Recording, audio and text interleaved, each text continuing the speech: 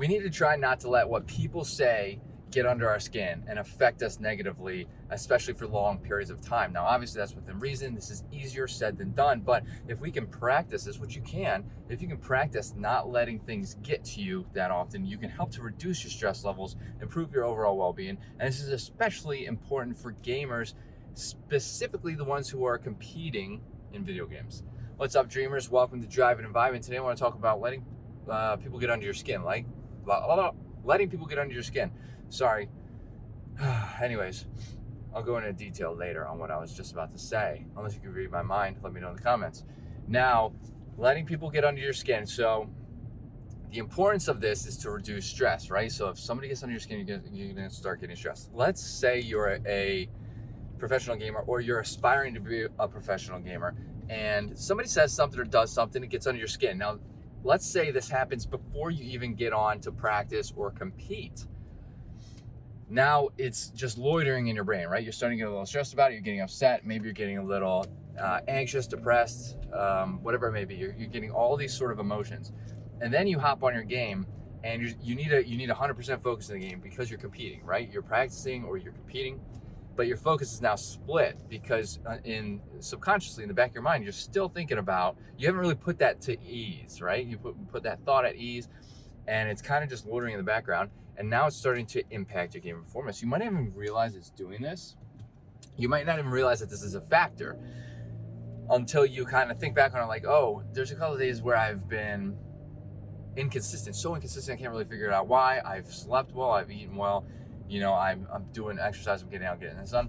But for some reason, I'm inconsistent that day. Maybe it's because if you think about it, if obviously this is a very specific scenario, but maybe there's something that you're holding on to that is adding the stress. Something maybe somebody said, somebody did.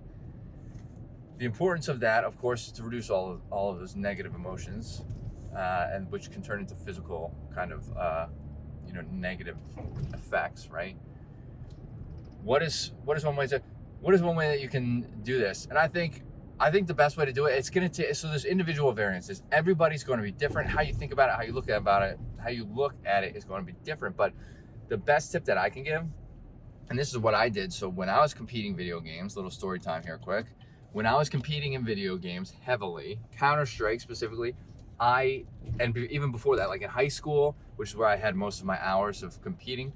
In high school, I would let everything everybody said get under my skin. I would take it personally. Even if it really didn't directly impact my life or who I am as a person, I would take it personally. I would never tell anybody about that and just let it bottle up. I didn't used to talk to very many people at all about emotions specifically, and I would kind of let it bottle up, and it would come out in my game performance. Now I didn't realize at the time that was happening, but that I just know, looking back on it, that's exactly what was happening. It's one of the factors. So one thing I did was kind of realize that exactly what I just said, where 9 times out of 10, whatever somebody says to me, like another example is I just got a comment about something silly, and it's like it was kind of making fun of me, and it's like, doesn't really impact my life. Like that's not going to, somebody's behind the keyboard typing this comment, it's not directly impacting me. It's not gonna make my life any better or any worse.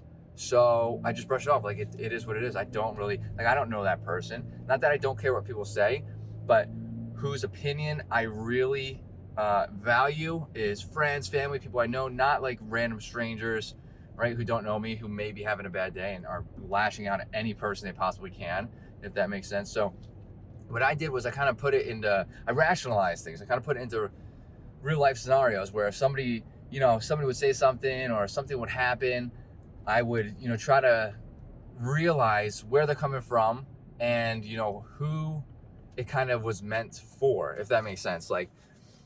And then of course I would think about, is this going to improve my life, or is this going to negatively impact my life? Because if the answer is no to both of those, then I can kind of move on. Like I don't really need to dwell on it, because dwelling on things will increase stress.